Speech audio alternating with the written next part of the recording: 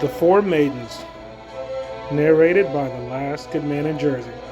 An original story.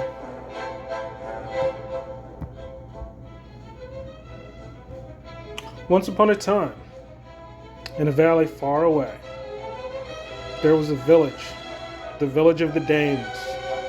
And in this village, there were maidens, honest, hard-working women who loved their lives, but found a problem.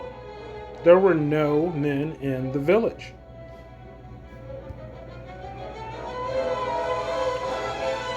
These women made do, tackling the daily chores, shouldering the load.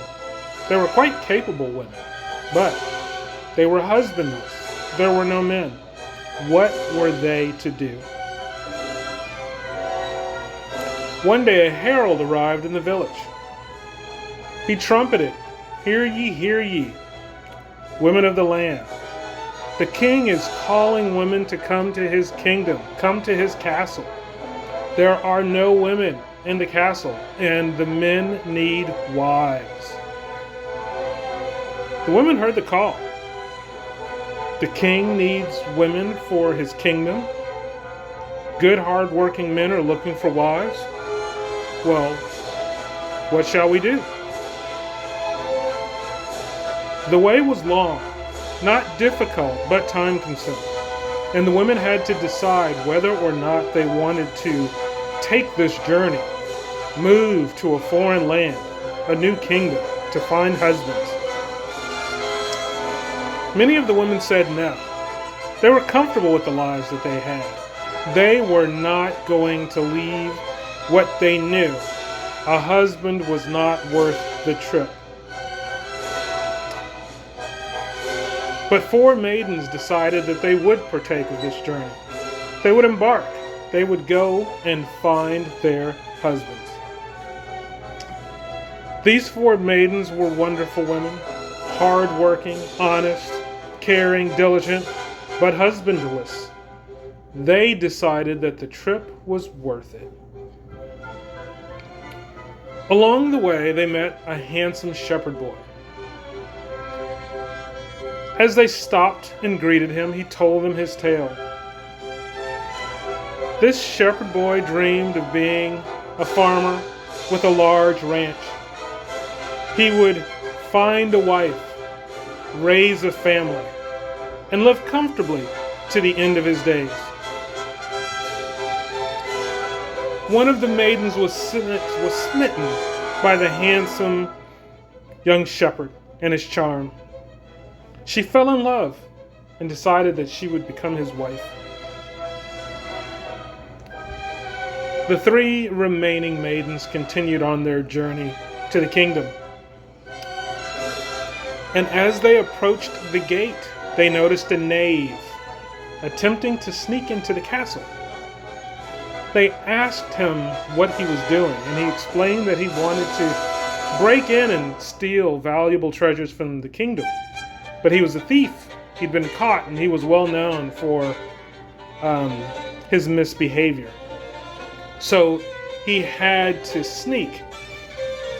He talked about his adventures and his dream of traveling the world, being the greatest swashbuckler ever known. One of the maidens was so smitten by his tale of adventure that she fell in love with him, decided that he was the man for her. She had found what she was looking for and would travel no further. The remaining two maidens were focused. They made it into the gates of the king's kingdom. They were in the outer courts when they noticed a strong blacksmith. He was working hard at the anvil, making armor and weapons. And as they asked him who he was, he told them his tale. "I'm the king's blacksmith. And while I spend my days making armor and weapons, I dream of becoming a royal knight. I will be chivalrous, adventurous. I will slay dragons. And when I come home, I will have a wife and children who will greet me.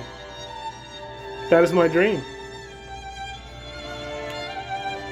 One of the maidens was so smitten by the blacksmith's tale that she fell in love. She decided that she would be his wife.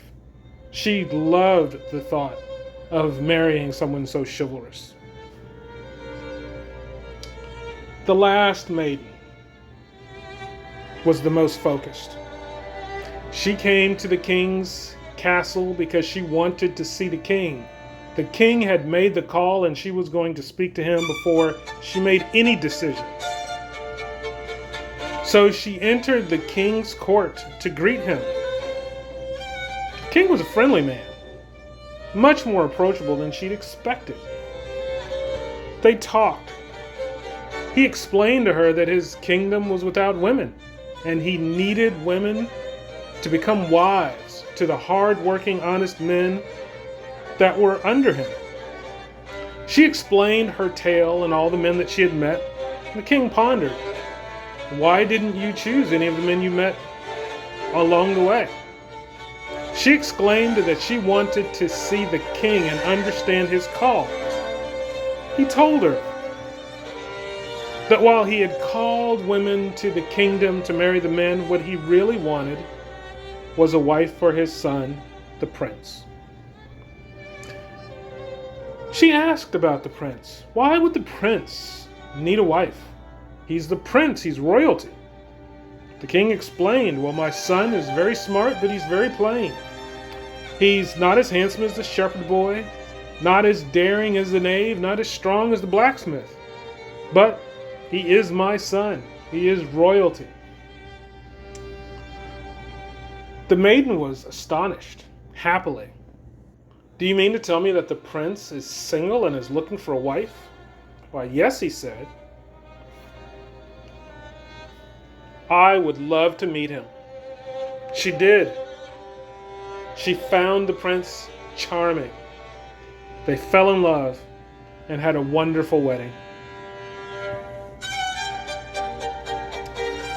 The maiden who married the farm boy had a good, honest life. Hard working in the fields, she spent her days with the plow while he spent his with the sheep. He never became the farmer that he had dreamed of, but they lived a good, hard-working life. The maiden who married the rogue had a hard life. He was a criminal, and while it was exciting when he was available, he was often away, hiding, or sometimes in jail. She was alone more often than not, and wondered about her decision. The maiden who married the blacksmith lived a comfortable life. He never became a knight. He did well as a blacksmith and finally realized that that was his calling. She became a teacher. He worked the anvil during the days. She worked with children, educating. She lived a life and felt fulfilled. The maiden who married the prince became a princess and eventually the queen. She helped to oversee operations. They raised a very large family of new princes and princesses. The kingdom flourished under their rule, and they lived happily ever